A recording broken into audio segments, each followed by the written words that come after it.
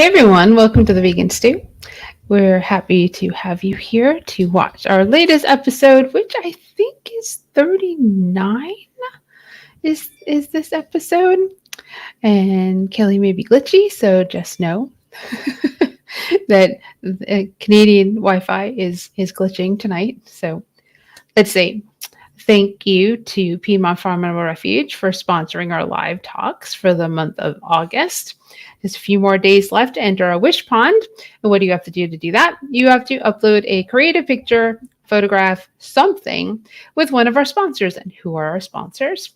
We have Terra Seed, Hodo Foods, Veg Key, Revel Cheese, Cinnaholic, Fabulous, and Birdie Wild's Adventure Sauce. That would be 7. And plus, you can go on to Virtual Veg Fest Live whenever you like, and you can pick somebody on there. You can do something with Virtual Veg Fest Live too. Just get creative, and we'll pick winners, and you'll have your prize back sent out to you if you're one of the winners. Simple as that. Let's see. Go to YouTube, hit subscribe to the Vegan Stew, to Virtual Veg Fest. Oops, so do it that way. And we'd really appreciate it. Hit the notification bell because you never know when we'll go live, but you can words at night. You can feel confident that at 7 p.m. on Wednesdays, except for the first Wednesday of the month, you will see the Vegan Stew, and we will have conversations like the one tonight, which will be about bullying, which is a really important conversation. Probably every single person who will ever watch this will say that they have been bullied in some form or manner, and we're going to delve into it, especially with raising children and how they are bullied in school. So let me bring on the smaller stew crew tonight. We have Marla Rose from Vegan Street, Ellen Jaffe Jones, the vegcoach.com, and Kelly from Climate Healers and the Vegan Abler. Let us start. Well, I was going to start with the fact that I made this absolutely delicious cauliflower, right? Because that's what we talk about, and it is what we talk about. It's from a vendor of ours who posted this really disgusting video of Velveeta and pasta and more cheese and dairy milk, and they cooked it on a grill.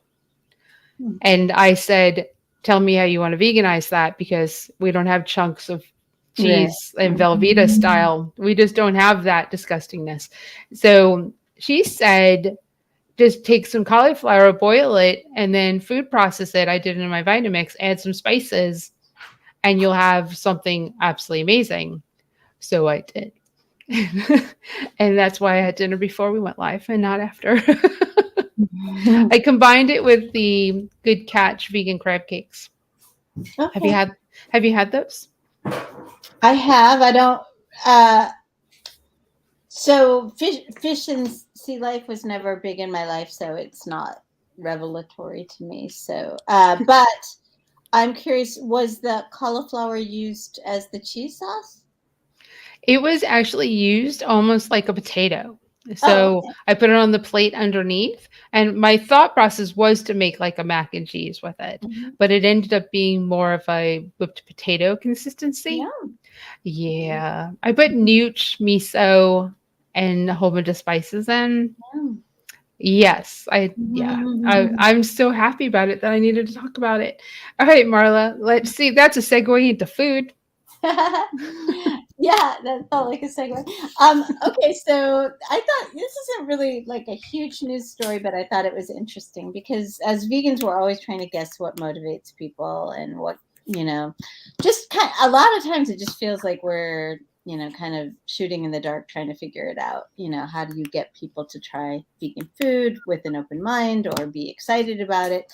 Anyway, these are 2 small studies, so fewer than 200 people, I believe, in both of them, but still like the first of their kind. They need to, do bigger studies, but they're expensive and hard to pull off. But anyway, these are published studies that found that when polling people about videos promoting plant-based proteins, like say veggie burgers, and emphasizing the taste of it, emphasizing the nutrition of it, or emphasizing the social good of it, what influenced people the most?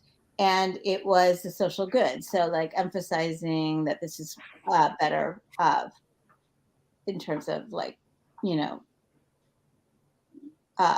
getting ahead of climate change in terms of, you know, factory farm stuff. So anyway, that's the whole point. You know, Americans eat 58 pounds of beef per year, approximately, compared to the global average of 14 pounds. That's just shameful. And beef has 60 times the greenhouse gas volume as peas, which is a common ingredient in our veggie burgers. So, anyway, I just thought that was interesting and could be a different way of looking at, you know, like we tend to think that nobody cares if they're already eating animals, but people do care. And so, you know, maybe these are different ways of looking into consumers, you know. All right. Awesome. Mhm. Kelly, you want to talk about floods? I would love to. Okay, so Yahoo News had an article stating climate change is making drought conditions worse, more frequent, more severe, and major population centers around the world are experiencing them. 36% of New York City, which is the most populous place in the U.S., is in severe or extreme drought, according to the U.S. Drought Monitor. In New Jersey, crops are smaller than previous years. Plants aren't growing as high. Corn is withering on their stalks, and apples are smaller than they are in previous years. Long Island is in stage 1 water emergency. It's happening all over, just in the U.S., but in China, they're in a nationwide drought alert that was just issued on Friday, and they have record-breaking droughts in the country. It's causing some of the rivers to run dry, like the Yangtze, which is the world's 3rd largest river, has reached record low water levels this summer. And rivers are going dry in Europe, like the Loire, I hope I'm saying it right, the Loire River in France is currently barely navigatable due to the drought. But this is what's most important, is what's causing this. And in a 2020 study in the journal Science, they looked at changes in temperature, relative humidity, and participation between 1901 and 2018. They found that climate change is responsible for 46% of the current mega drought severity, and global warming is exacerbating the droughts due to increasing demand for water, which is going to animals and plants, and the majority of our plants are being grown for the animals. So, you know, the science is there, and we just need to understand that connection and the urgency that goes around that, and that is we need to go plant-based. I think they do understand it. They just don't have, to be blunt, don't have the balls to say it yet. Yeah. Is really what it is. You know, all you have to do, there's so many YouTube videos about all these rivers drying up. It is crazy. Cruise lines are canceling their tours. And, you know, for those of you who didn't see, if you Google it, this is a river in Texas. Those are 130 million year old dinosaur prints. I don't know if you could see that very clearly, but Google it. It is on the Paluxy River. And multiple footprints. They have videos, and different sources are posting videos and photos, just so you know it's not fake news. But these rivers are really running dry. I mean, that's a really cool positive to the river running dry, though. I mean, who gets to see dinosaur prints in this day and age? As we're circling the drain, you got to find something. So we got to find the positive in everything. Like, you know, the dead bodies in Lake Mead. I mean, no one probably would have ever found them if we didn't have a drought. And, you know, I don't know how many people have been on cruises, and yes, they can be fun, but they really aren't. They're kind of environmental cesspools. And the last one I went on, I asked the captain, as I would, like, so how are you dealing with the pee and the poop from the ship? And they say, well, we just, you know, we take it out far enough. Is it ever far enough? Or they process it better before it gets dumped. But that whole international waters thing is awful. Yeah, and you can gamble, but you can, I guess, also drop your poop. Who knew? That's awful. Okay, so the other touch of, because we're going to touch on climate every week because we want you to understand how important it is, in a positive stance, California, the leader in pretty much anything that changes in this country, has decided or is going to vote on the decision to take effect by 2035, the ban of the sale of new gasoline cars. And it's like, yo, wait, what about my Hummer? Well, guess what? They'll have to make it as a electric vehicle, Yeah. which is getting, the tech is getting much, much better Mhm. with each and every day. Then again, we do need to work on building those batteries in this country and not just rely on them from other countries, because, when China shuts down, it kind of impacts the phones and the cars and like pretty Yeah. much everything that we need a battery for, which includes your lights. So very interesting that when California makes a decision like this, they're the largest consumer and producer, I guess, of cars. And other states will follow because they have to. When California has made decisions on animal agriculture, like not allowing certain things, other states followed because you want to be able to sell in California to the pretty much its own country size of population and GDP, right? Right. California could literally be its own country. And they make decisions, and then a lot of states follow along, and then the rest of them just have to begrudgingly follow along. So Mhm. that's a really cool thing. I don't know how far it goes because it says electric, it doesn't say hybrid. So that is interesting to me. 2035 is not that far away. So I feel like that's an interesting step, and that hopefully the batteries will last where you can drive 500, 600, 1,000 miles Right. on one charge, as opposed to some cars are 90. I just recently got a Prius, and talking to the salesman, he goes like, because I was concerned, I was buying a used car, and asked about the life of the battery, and he says, "I've never seen one go in these things. I just haven't." So I do think they are, even for the more mainstream cars, are getting better. They're figuring this out because they have to. That's awesome. Yeah, they do. They do go bad because I know people have had that issue, and Right, it's not the cheapest fix, but it's you get at least 100,000 miles on it because that's what the warranties are, right. which is most people don't keep their cars for that long anymore. Even though right now you probably want to because it's really expensive to get a used car. So, well, that brings us, not a smooth segue Mhm. whatsoever, to a very important topic. And I touched on this topic on a virtual Veg Fest Live with the UK vegan family because their child and them as a family have been bullied on the internet. And they went and had to go as far as, after that happened, to block out their son's picture from any picture moving forward in anything that's posted on social media. Because this really, really nasty, I don't even want to call them a human being, this really, really nasty piece of trash on YouTube goes and finds vegans and puts them on their channel and says how gross they are Hmm. and takes them in the worst light with the worst freezing of the frames. And it's pretty awful. And they were attacked by this person. Mhm. Mhm. And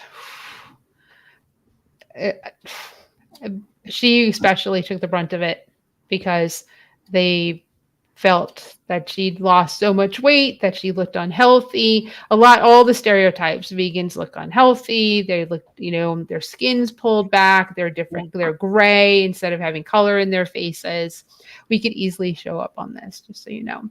I can't remember the name of it, and they didn't share it live, but you can find it. I can probably find it in my notes, and you can go look at it. Like Milton Mills is on there. I'm pretty sure like Karen Ramsey's on there. A Hmm. whole bunch of people. Dr. Greger's on there. I mean, Yeah. this person, and they obviously are making money because there's There's the views and they have the followers. These were people who agreed to be interviewed, not knowing what they were getting into, or they just took They their image. pulled This- the. They This pulled is the. they pulled it from the internet. So they took clips of individuals in the worst. Like you could take anyone. You could take a supermodel. Yeah, you can be who's like, running off. and like just Yeah. grab it. Exactly. That's just what kind of low life trash does that kind of thing. Right. And child, their Mhm. advice from that was never put your children on the internet. Yeah. Like never, ever, ever put your children on the internet. Yeah. Like to block out their faces, never post their pictures. Yeah. Because you just never know if it'll happen to you. And it was absolutely horrendous. Mhm. So as Marla, as somebody who raised a vegan child, Mhm. what was it like in school for him? Yeah, it's so interesting to hear that because we had a really similar experience and we were pretty naive about certain things. So my son, he was raised vegan, was always embraced it proudly and owned it for himself. School is, that's part of why we started the Vegan Family Network, is to build community of other like-minded kids like him. I have a feeling my son would maybe have been bullied even if he weren't vegan, because he's a sensitive, different kind of kid.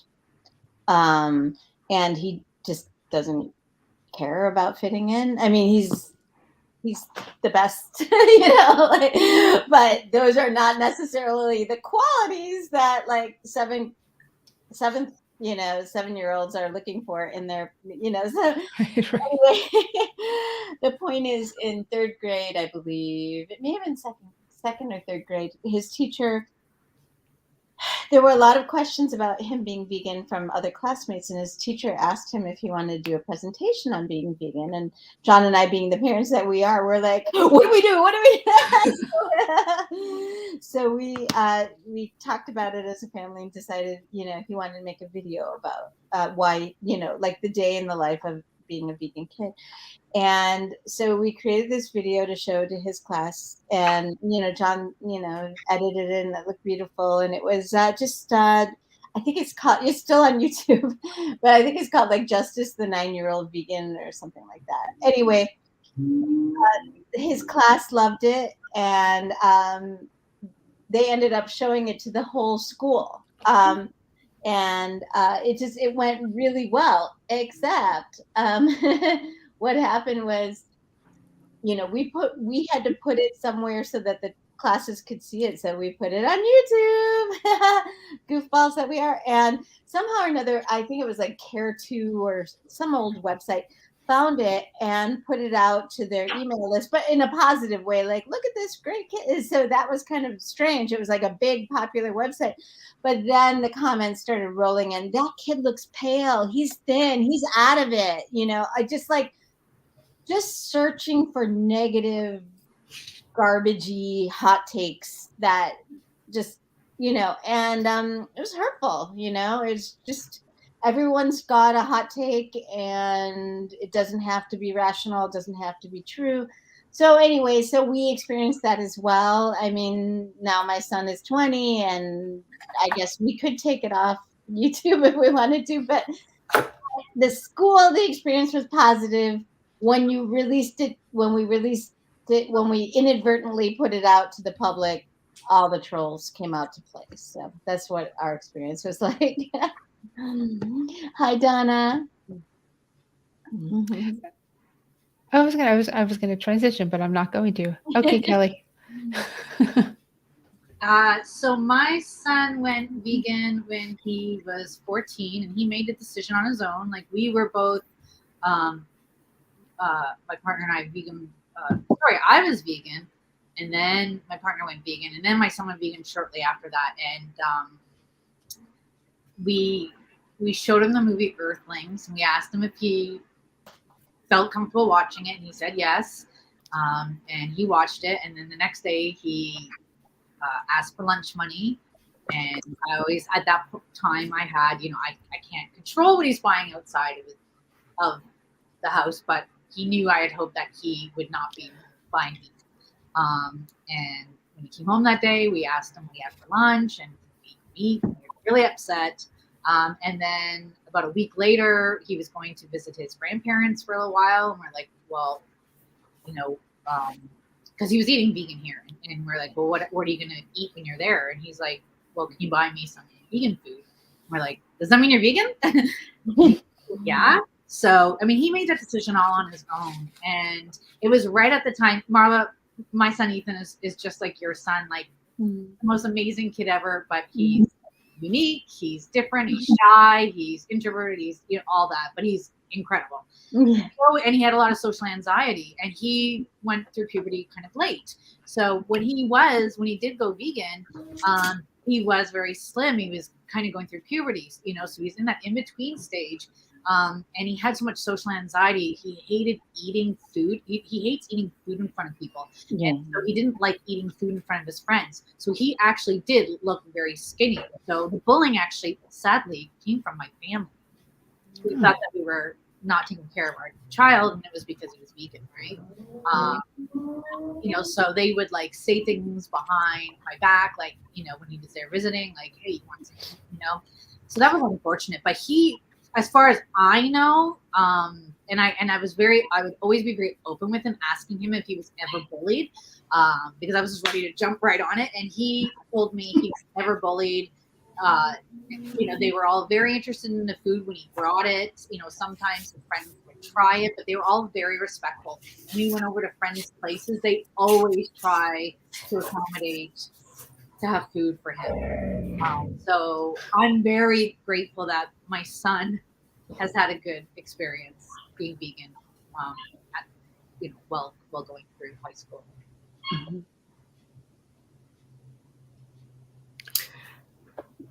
Well, I could jump in sort of with a reverse bullying story. And I've gone on my headset. You can hear me okay, right? Oh, yeah. All right. So I was the assistant coach at our high school, and the head coach had invited me for a number of years to participate. I ran with the kids, and she asked me to bring in healthy food, kids who had not seen like peanut butter ever.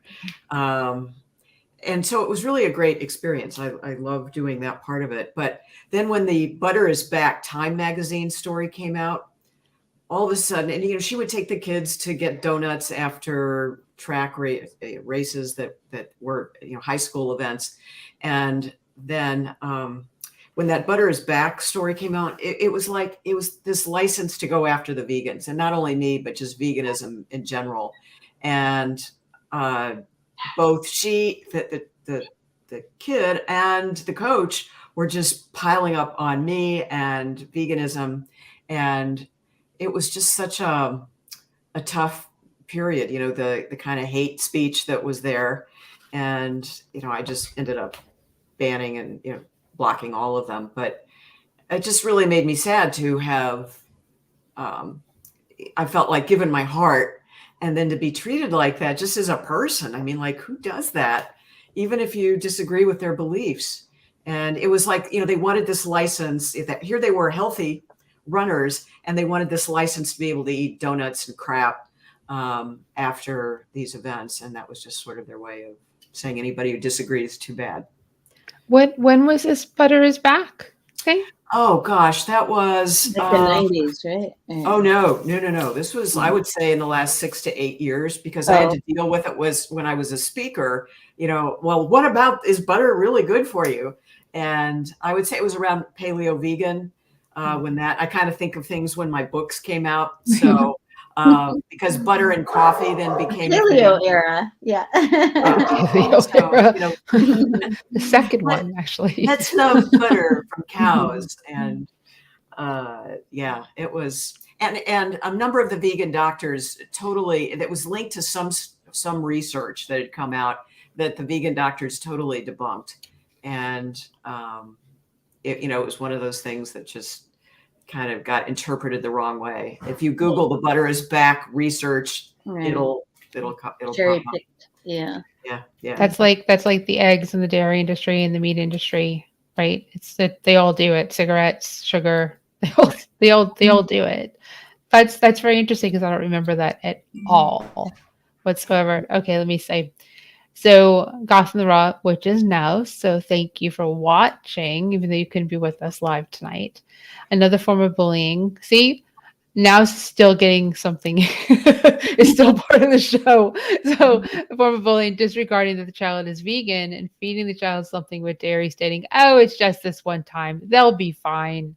You are starving them. So disrespected, gaslighting in a sense. My goodness.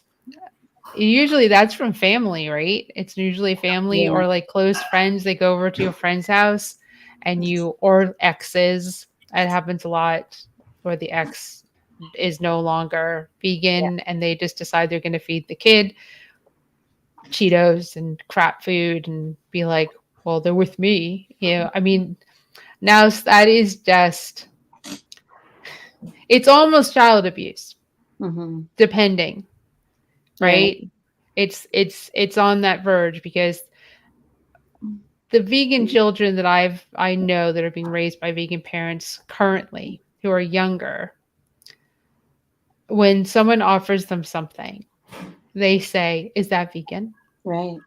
And if they get offered something that they know isn't, like a marshmallow, say, they'll say, "Is that a Mm-hmm. vegan marshmallow?" And the person would be like, "I don't know." Yeah. And the person and the kid will be like, "Well, there's gelatin in that. I won't eat that." And you're like, Well, and today wow. there's so many different products that are vegan that I can imagine a child who grows up in that, like we tried to raise our son with this feeling of abundance, not scarcity of like, oh, don't eat that, don't eat it, just kind of like vegan marshmallows, vegan chocolate, whatever it is. But so I can imagine there would be some confusion with, the child too, like just if they're getting something that they would normally get at home, but it's, Right. not, yeah. It's, Um, I mean, it would, and it can happen to adults too, because we're talking about children being bullied because they're vegan, but adults most certainly get bullied because we're vegan. A lot of times from family. When I went vegetarian at 15, my family was like, "Yeah, that won't last." And they were like, they're pretty. One brother was like really dicky about it, but we had that dicky type of relationship anyway. But that really motivated me for it to last, I don't know, 33 plus years. So, actually longer. Sorry. I was 15. it's That's a long always time. funny. I Years. just I say mean, it's always funny when somebody thinks that something I'm doing is a fad. Like my family stopped calling the things that I do that. a lot of times for a lot of people it is.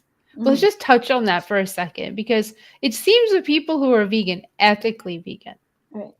there's I admit there is definitely a difference, but ethically vegan, it's a lot easier, I feel, for us to go, yeah, I'm not going to do that. Mhm. No, I'm going to stop. I'm just, a lot of things, I think it comes more naturally to us to, when we see the ethics or the reasons why, to make the choice to go, okay, Right. I just won't, I just won't eat that. I won't do that. I won't say that. Mhm. Or I'll, pronouns, everything just comes, I think, a little bit easier because there's a compassion to what we do and how we feel and what we say. Kelly. Kelly had, yeah. Oh, I just wanted to quickly touch on what Now said, about family, because I was vegetarian, um, and I was raising my daughter as a single mom, and so she was vegetarian, and but I got a lot of help from my parents because I was a single parent, so I would bring her over there a lot, and my dad, rest in peace, he was a hunter and a fisherman, and they would feed her fish while I was working, because they would be feeding her food. Um, and that was really difficult, and I would have fights about that. And then she just started eating it because like, I remember calling them out and them saying, well, she asked for it. So then it became this like hard situation for me because if my child wants something, like I want them to have that independence of deciding what they want to eat, but she wouldn't have asked for it if they weren't feeding it for her and getting her used to the taste because she wasn't eating it before. Right.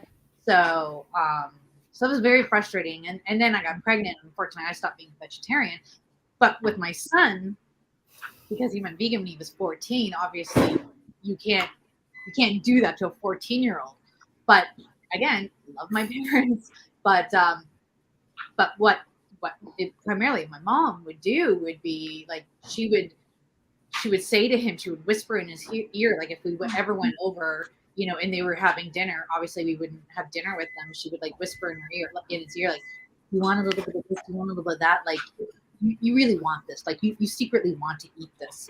And it was so disrespectful, like not even to me as a parent, that but like to her own grandson, that he can't think for himself, or that he like that he's being coerced, like now Yeah. the same, like like we're, oh no, I think it was your husband, Marla, like as if we're in some cult and we're holding him hostage or something. Right? So yeah, As if like we were raised with any awareness of what we were eating, as if like at least with our kids, they're educated about it. There's no mystique and mystery about what animal products and flesh is, and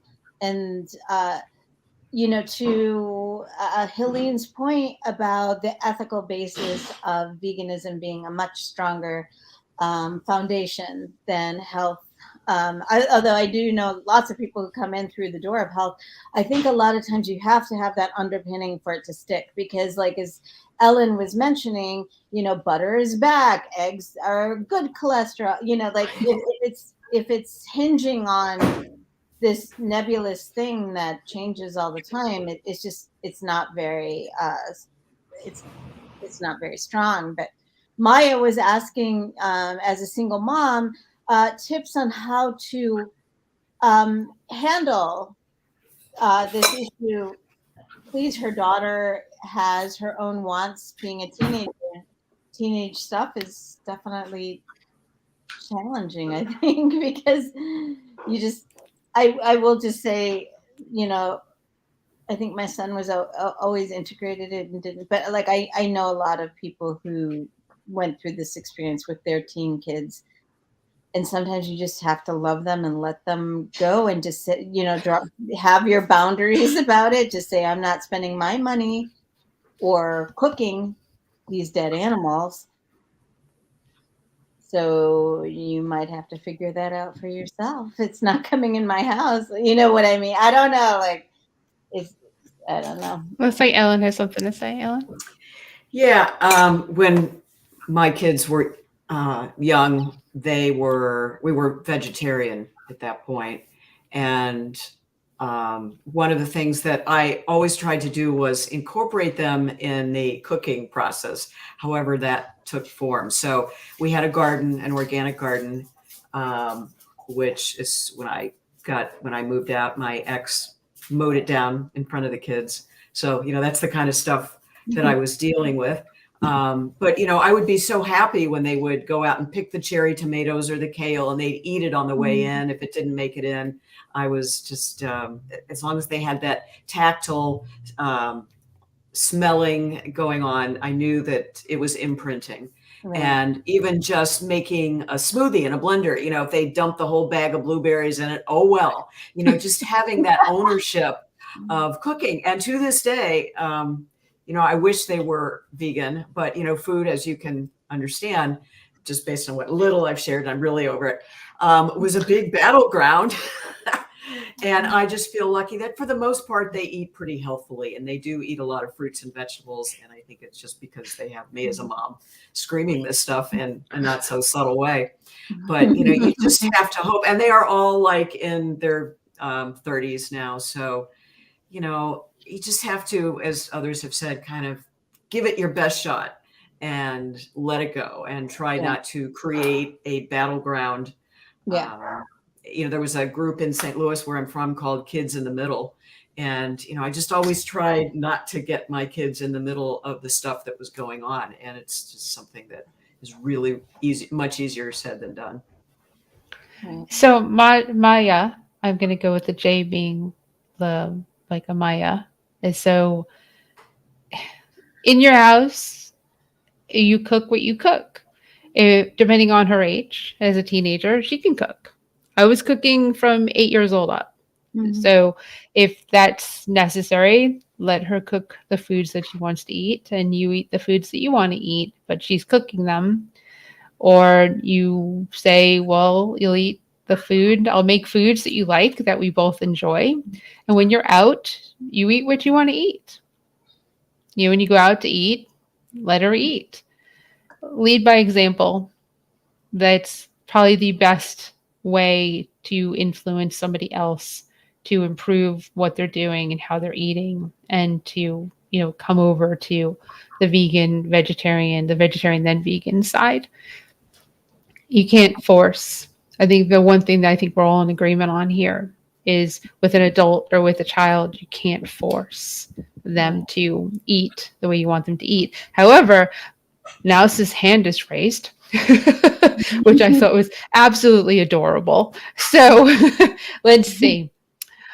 Having little ones on the spectrum, they know that it is vegan when with me, and I tell them and more. However, when they just see pizza, cookies, just like a little one should, they do not separate the two just yet. Family knows this and just does not care. So that's important. And then let's see, my dad gave little one catfish and I lost it. Oh, he wanted it. So ... The disrespect. And then let me say one more thing for now. Agree totally with Marla. I think because of my little ones being vegan since they were babies, and cooking or gardening with me and going to the farmer's market and making it an integrated process, they stay that way. Hopefully they will remain as such. But we also have to understand that they might not once they start going to school. That's true. So I had a few little comments. One is that, as I sit here, I'm inhaling these delicious scents. My son is cooking dinner, and he didn't really express an interest in cooking until he was like, he would make his own, sandwiches and stuff. But so like 17 or 18, now he's an amazing cook. But we always integrated him into, cooking and baking. And it was like a huge part of our bonding, and I think it's helped him to develop ease and, his own voice around great vegan food. The other point I just want to make was, one is I was super rebellious as a teenager, so I can only imagine my parents telling me, no, you can't do this. So it's a very precarious thing. Now, like, being the person I am, if my parents were like, we're going vegan and here are the reasons why, I would have been totally on board, being even who I was at that time. But it's such a precarious thing that I don't think there are any absolutes or, this is the answer to that issue. It's sensitivity and nuance and figuring it out. And the last thing I was going to say, this is something my friends and I used to talk about a lot, because the comments that we're seeing here were really frequent with the other vegan parents I raised our son and our kids with, was just like our, grandparents or aunts and uncles would say, but he wanted it. Okay, so when was it our value that we give our children everything that they want when they want it? Like, when did that become something that we decided is appropriate? Like, my son could say, I want that bike that other kid's riding. Let's go steal it. Let's go take it. Like, I want this, I want that. Like our kids, that one, kid from the Charlie and the Chocolate Factory, who just Veruca Salt, or the other, it's just like, that's how you raise a Donald Trump. And when we're realistic and we're rational about it, we realize that we don't do that with our kids unless we're cuckoo. So why is it like when our kid points at like a catfish or whatever, I want to try that. Your Nouse's son was probably identifying it as something delicious that Nouse makes. It's similar, it's breaded, it looks, it's so, I don't know. You know, you And just say no. It's the And these are the same parents who will lecture you, or grandparents who will lecture you that you don't use the word no enough, Yeah. right? right.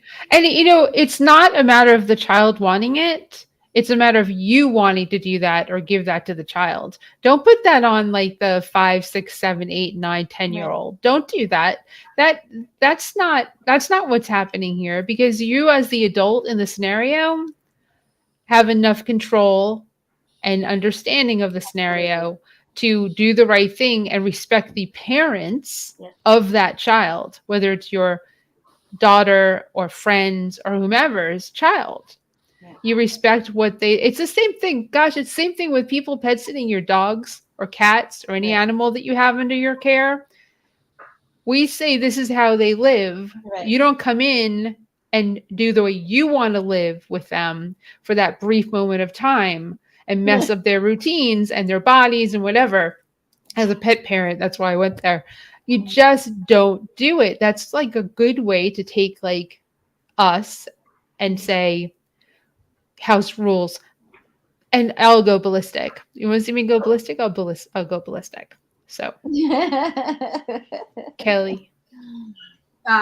Yeah, I mean, if nobody questions anybody, if you're raising your child like in a certain religion, right? You know, like as Yeah. parents, we're supposed to, like, it's our job to instill, like, we usually just instill like our values, right? You know, and so yeah, but nobody says anything if you're raising your child religion, especially if you're raising your child Christian. So like, Right. you know, like you said, we're ethical vegans. You know, we're teaching our children like values, but for whatever reason, that's just like off limits. Like that's just brainwashing or whatever people think we're doing. Or it's just us. But religion is brainwashing. We're what we're teaching is the truth. It's Sorry. sacrosanct. Yeah. Vegan is our religion.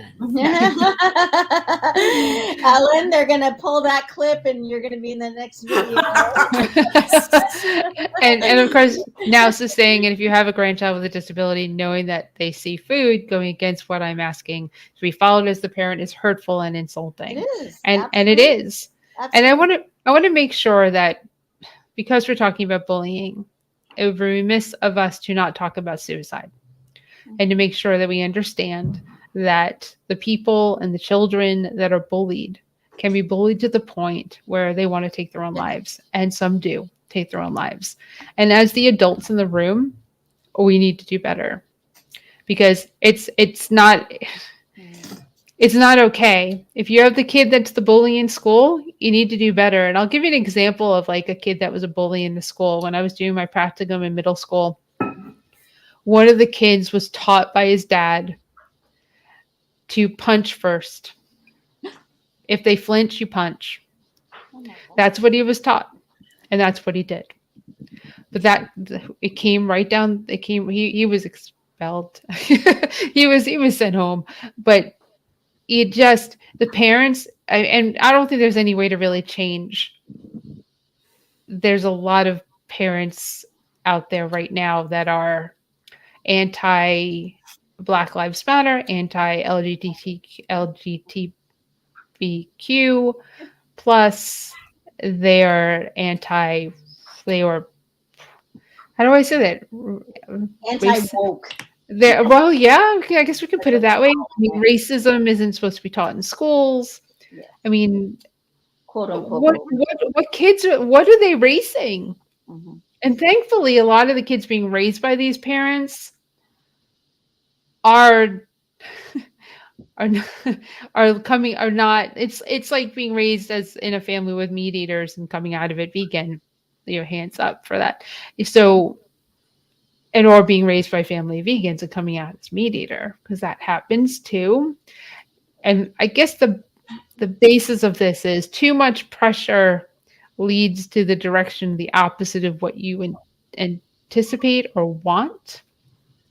But the bullying part, which is our main topic, there's suicide it's real, and it's impacted. I have to assume all of us. Yeah. And is the reasons you don't always know. Yeah. But the fact of the matter is it happens, and people are depressed or sad, and we push buttons, and people are dicks, and the internet, Right. with keyboard warriors and all these ways.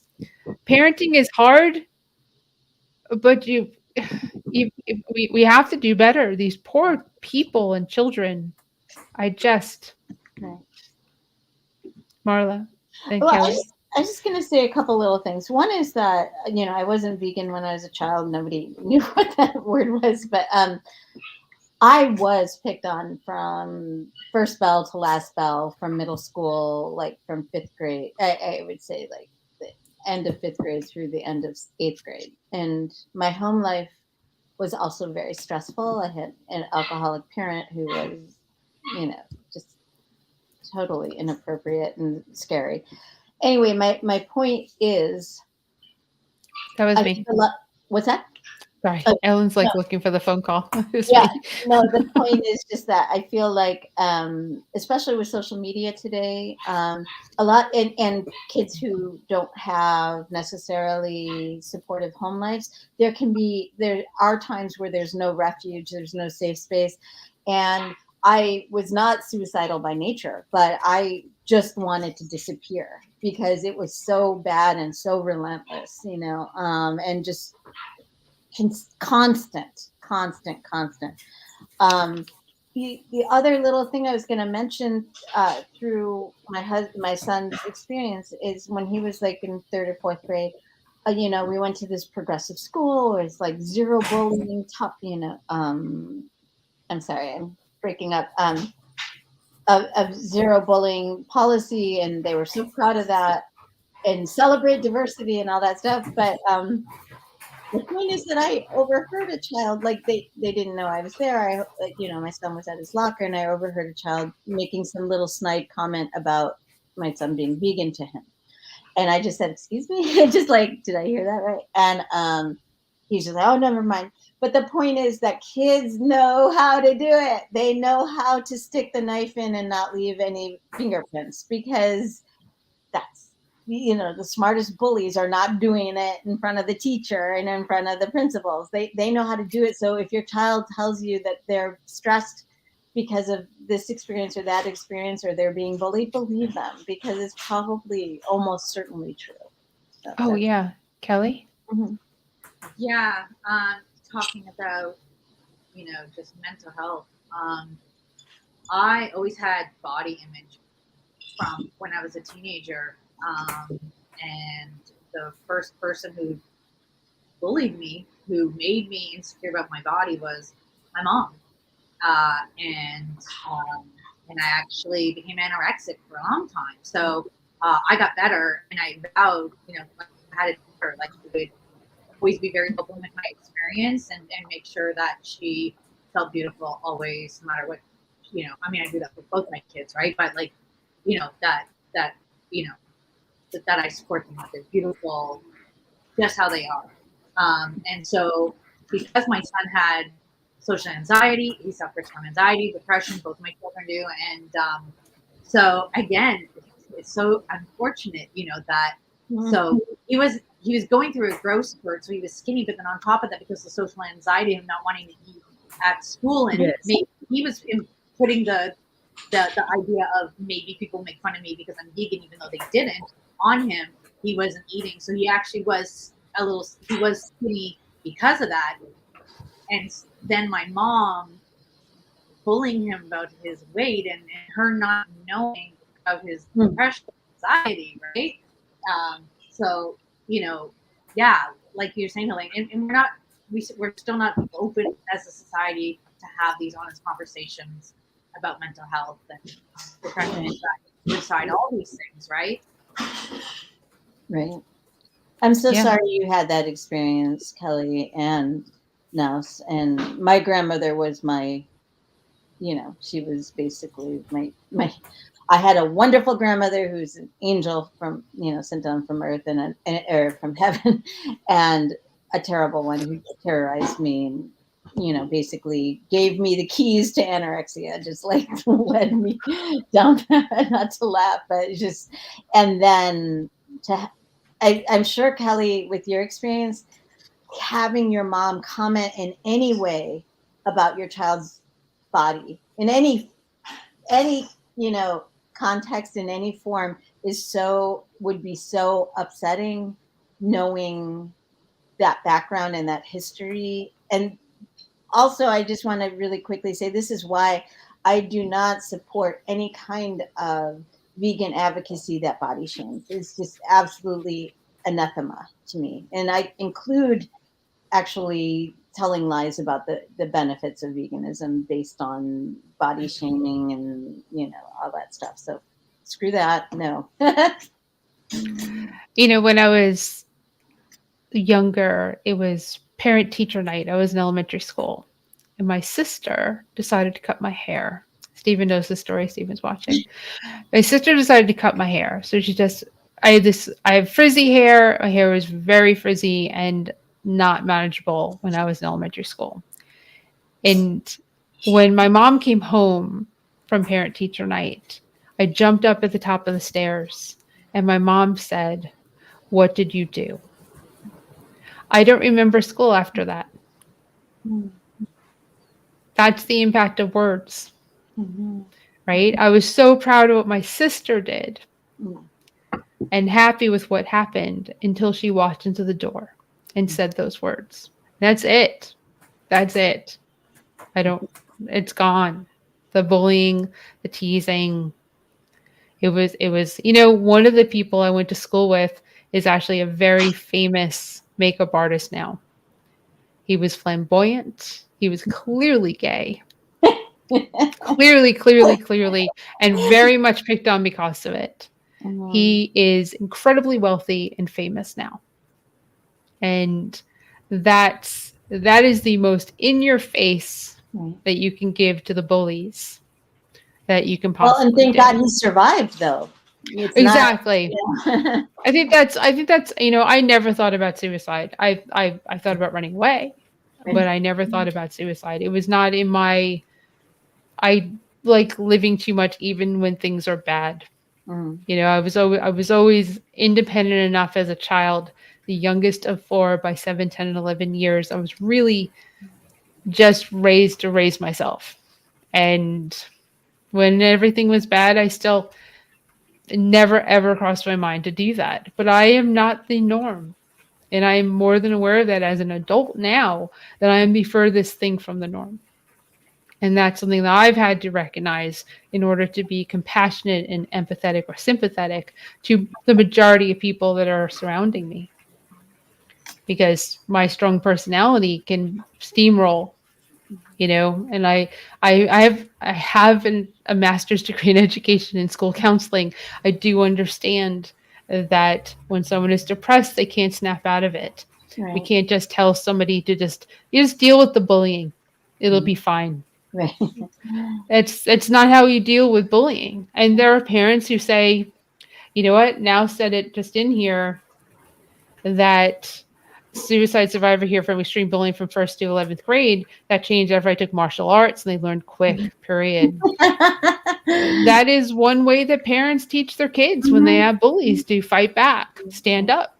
Standing up to a bully can be with words too, but I what think if it doesn't work? Just carrying yourself with confidence of, martial arts training can, non-verbally communicate, that message to bullies. But I would also say, to your point, Helene, a lot of people can have a strong sense of self and a strong sense of who they are and not necessarily be suicidal, but be driven just to want to make it stop and just want to disappear because it is so fucking bad when it's bad. It's just, and it's just, you know what I mean? You're not necessarily like showing a lack of,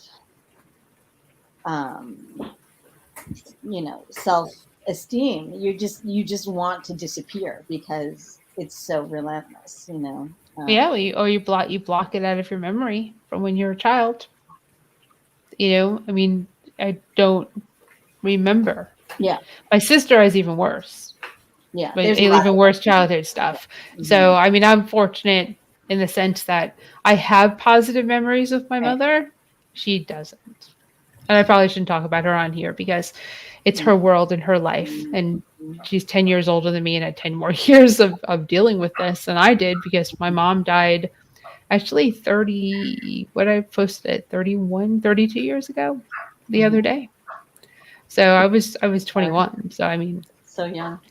yeah, but you know, when you have parents that really weren't great parents for me, Right. being 18 and 21 and having them die I'm sorry. didn't really it, I mean, that's where when I say like strong personality and I've had to be like Mm, I've had to make my life yeah. because I hadn't if I had to fall, I had to fall and catch myself Hmm. most of the time with Yeah. the support of some amazing friends who are family. Right. Well, and I think that that's such a key critical part of things is to create community and create the family you need and want. And to Maya's questions earlier about raising a child who wants to eat meat, I definitely suggest finding other people who are raising teenage vegetarians or vegans and just trying to socialize, And to Nels's point, when there is no safe space because home isn't safe and school isn't safe, what a nightmare. It is. I can absolutely speak to that. It's terrible, it's awful. So that's why if you bring a child into the earth, into the world, it is, I don't care what you're going through personally, it is your right. It is absolutely your responsibility to create safe haven for that child. You know, you might not always agree, your personalities might clash, but that child did not demand to be born, and you need to make sure that they get what they need. Not demand to be born in a country that is going to force children to have children. Oh God, so sick. I couldn't let that pass. I mean, we live in a country and over half the states will force a 12-year-old who gets pregnant by incest to have the Unreal. baby. Yeah. And then what? Like, we want kids born out of incest with like what? 15 toes or two brains? Do we really want a person who committed incest child to be roaming this earth? Half their genes in that body? We're souls. Exactly. And then, so we want a 12-year-old to be raising a child or to give up a child, and then we're going to worry about that child being bullied in school because they had a baby by their uncle or cousin or father? Disgusting. Well, we're infantilizing children in one way, in that sense that, we're banning these books that, we were able to read all those years ago. The, The To Kill a Diary of Anne Frank? What your Diary of Anne Frank, To Kill a Mockingbird, and at the same time, not only, states that are insisting that, and if your child is, having a baby pregnant at 10, 12, 11, 12, that is, whether or not it was forcible, that is rape, so whether or a child cannot consent, a child's brain cannot consent to that. But also we're we're exposing them to guns and gun culture and just, whoa, what can we do? It just lays bare the hypocrisy of this society. It's very sad, but Kelly, tell us something positive about Canada. About Canada. Oh, Canada. I love your anthem. Love your national anthem. I'm thinking about Joni Mitchell's Canada. I mean, I am very much aware that even though we have a liberal federal government, that can change very easily, and especially because during COVID and We had, I'm sure you know, our capital was shut down with Trucks. protesters, and they declared they instilled the state of emergency act that's being heavily criticized, and it's going to unfortunately cost the party their probably their position in next election, and it's going to swing conservative. And right now, the conservative position, the leadership position, is open, and the two main people to possibly fill that role of extreme, like Trump-like conservatives. So if they win that position and they win the government, we're very easily on track to be where you are in just a couple of years. So that is, I'm very well aware of that and preparing for that. I think that's the danger, is when you think it's that it can't happen. You know what I mean? That's always the danger. And I think you are expressing a very realistic scenario, and I'm hoping that you guys can stay ahead of it, unlike here. I know. That's very true. Okay. Do we have any final thoughts on the topic? Happy hour here. I just want to say, with regard, we talked about this in other ways of dealing with the isolation that we feel sometimes as vegans, but making sure if you can, connect with Meetup and sites online where you can go to potluck dinners. I mean, I know in our area, those are starting to come back, and take the kids. And, hopefully there'll be other kids there that might connect with your kids, that you have that similar bond. Just a thought. Yeah, that's what I was gonna say. Like, if it's the parents that are going vegan and they're worried about, their children, like, don't let the fear of social issues like prevent you from doing what you feel is morally right. Because, like you said, Ellen, there is a huge community of vegan parents out there that you can connect to, right? And even religious groups too. Yeah. Like Miriam, our Florida Voices for Animals board president, belongs to, what's the church? The Hare Krishnas? No. They're vegetarian. Help me, Helene. Seventh Day Adventist. Yeah. I didn't realize that Miriam was a Seventh-day Adventist. That would make yeah. sense. Why wouldn't we do the event on a Sunday then?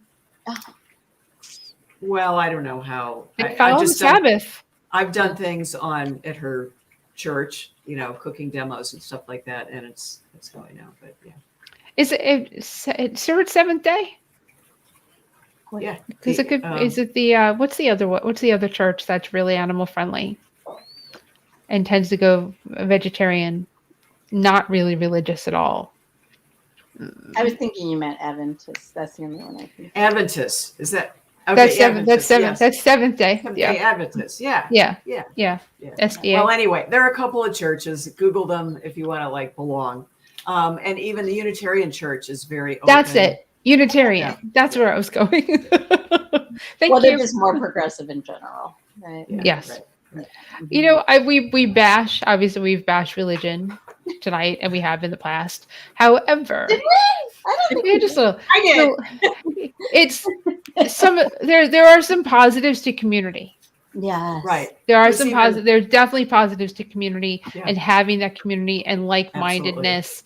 And not cult. I'm saying like-mindedness because there is a line there, and you can cross over it pretty easily. Right. But having community, because that's what we have as vegans, right? We create our communities. We have them. People could consider us like cult-like, but we really aren't. I mean, I guess there are some that are, but for the most part, we're not. But everything has extremes and goes like the whole gamut. But community matters, and where you find that, absolutely, will make the difference in your world, for your children and for yourselves. Go ahead. Christian vegetarians, that's a group.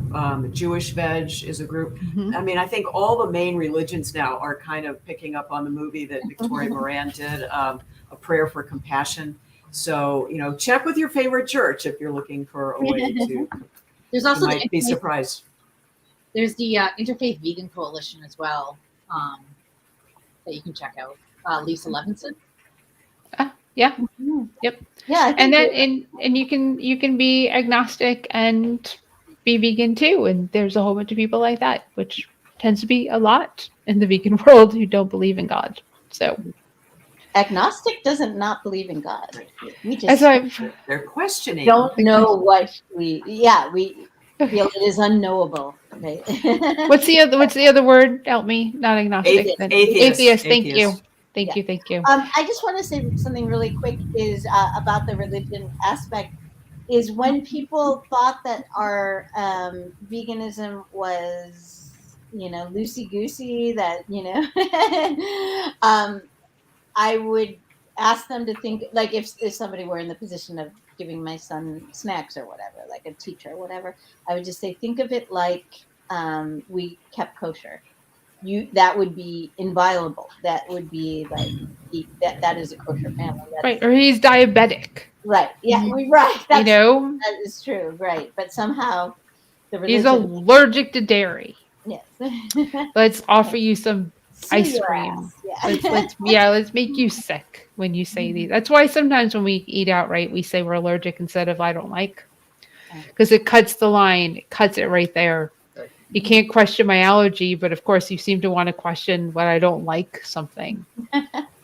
Mouse You is know, so funny. let me We say there are a lot of magical beings and root workers like myself who are also vegan. We have cookies too. Yes, we do have cookies. Yes, yes. That's awesome. In other words, and in other words, we are there for you so well. So, Mhm. and as well. Yes. Okay. Well, thank you. Thank you, Stu Crew. It's amazing, another amazing talk. And let's say bye to Marla, bye to Kelly, oh, bye to Ellen, and then bye, Kelly.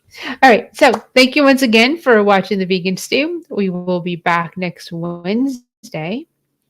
Pretty short. Yep. There's 31 days in August. It'll be our last one of the month. And that will be episode 40.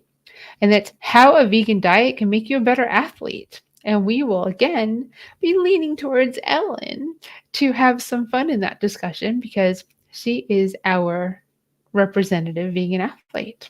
Not that none of us do things as well, but Ellen is out there running like all the time. So, and you see those, you know, trophies and awards. And, oh my gosh, it's late from all her races behind her every time we go live. So, outside of that, remember to subscribe, Vegan Stew, Virtual Veg Fest. You can hit the notification button so you know when we go live. Enter our contest at virtualvegfestlive.com. I think I failed to tell you that earlier. And you can win our cool prizes. You have to upload your picture. That's creative. And we'll pick winners at the beginning of the following month. And this month we have 7 prizes. So thanks to them and thanks to the Refuge for sponsoring our live talks for the month of August. If you're in Durham, North Carolina on Sunday, our Vegan Mac and Cheese Cook-Off, our fundraising event with Piedmont Farm Refuge. And Triangle Veg Fest is a vegan mac and cheese competition that's in Durham. You can get tickets at trianglevegfest.com. And we will see you next week. Have a great night.